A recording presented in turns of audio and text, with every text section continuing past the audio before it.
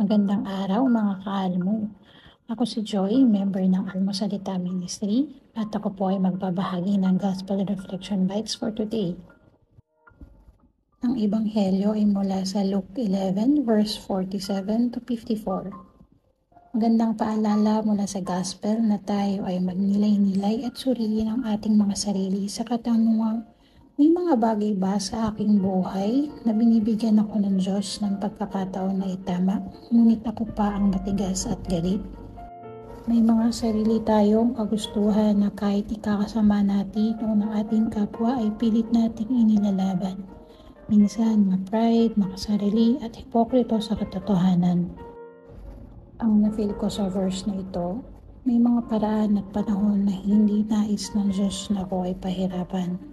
Ngunit siya ay nangungusap sa makabuluhang paraan upang ako ay lumapit palalo sa Kanya dahil mayroon siyang nais ihatid na mas maganda at mas makabubuti para sa amin. Masakit tanggapin ang katotohanan pero doon ka magsisimula muli. Mahal tayo ng Panginoon. Punuin natin ang puso natin ng pagmamahal at kababaang loob. At sa oras ng mahirap ang sitwasyon, piliin pa rin natin na manampalataya. Hayaan natin gumalaw ang Diyos sa buhay natin, manalangin at isuko sa Kanya ang mga bagay na mahirap kontrolin. Kayo mga kaalmosalita, anong part ng gospel ang pinaka-relate kayo? Share in the comment section.